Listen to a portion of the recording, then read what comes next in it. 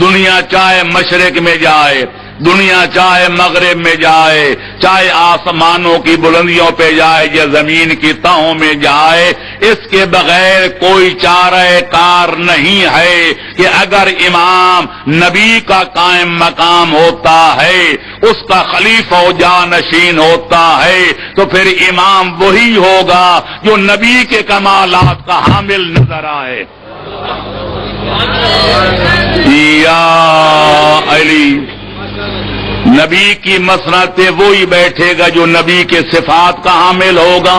نبی کی ڈیوٹی وہی ادا کر سکے گا جو نبی کے کمالات کا حامل ہوگا، جس میں نبی کے صفات اور کمالات کا عکس نظر آئے گا۔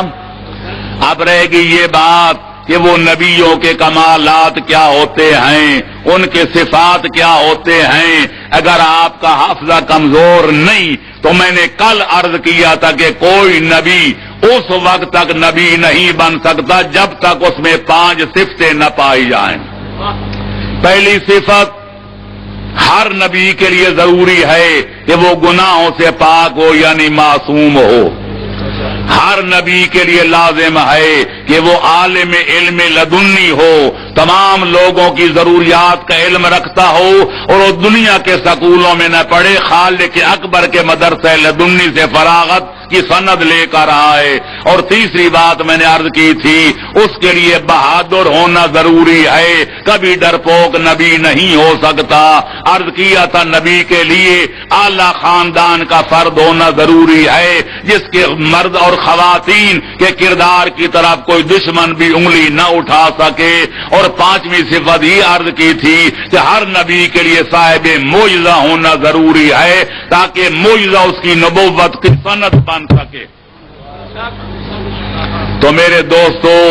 اب بات بالکل سمجھ کے قریب آ گئی، مسئلہ حل کے بالکل قریب آ گیا، نہ کوئی تعصب، کیونکہ تعصب سے مسئلے حل نہیں ہوتے۔ شجر ہے فرقہ آرائی، تعصب ہے ثمر اس کا، یہ وہ پھل ہے جو جنت سے نکلواتا ہے آدم کو۔ تو میں مخلصانہ گزارش کروں گا کہ تعصبات کو چھوڑ دو، تہذبات کو چھوڑ دو، باپ دادے کی اندھی تقلید کا پٹا توڑ دو اور بے لاگ نگاہوں سے دیکھو، اللہ کا قرآن پڑھو، تاریخ اسلام پڑھو، پیغمبر خاتم کا فرمان پڑھو، بزرگان دین کا کلام پڑھو، اور اس آئینے میں دیکھو جتنے دعوے داران خلافت نظر آئیں، جتنے مدعیان امامت نظر آئیں، پیغمبر خاتم کے بعد اس آسمان کی شامیانے کے نیچے، اس زمین کے فرش کے اوپر جتنے پیغمبر کی مسند کے دعوے دار نظر آئیں، ان کے صفات کو دیکھتے جاؤ،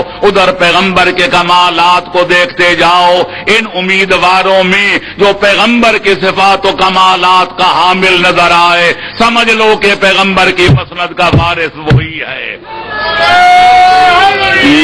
یا علی، اللہم صلی علی محمد وآل محمد۔ اس مقام پر پہنچنے کے بعد میں بحمد اللہ بلا خوف تردید علل اعلان کہوں گا، ڈنکے کی چوٹ کہوں گا، اللہ کے قرآن اور پیغمبر کے فرمان اور تاریخ اسلام کی علوم کی روشنی میں کہوں گا کہ اگر دنیا ان شرطوں کے ساتھ، یعنی تعصب کا دامن چھوڑ کر، اناد کا دامن چھوڑ کر، بزرگوں کی اندھی تقلید کا پٹا توڑ کر، بے لاگ نگاہوں سے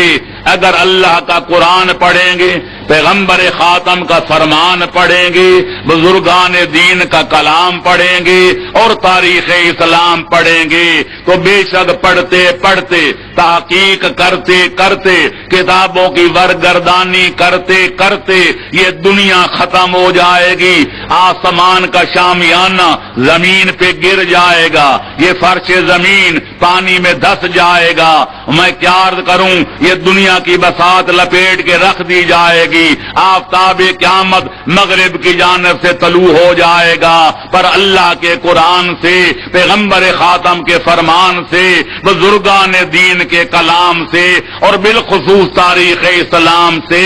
اگر پیغمبر کے صفات کا مالک پیغمبر کے کمالات کا حامل اگر کائنات میں کوئی نظر آئے گا تو میں فخر سے کہتا ہوں یا علی نظر آئیں گے یا اولاد علی نظر آئے گی.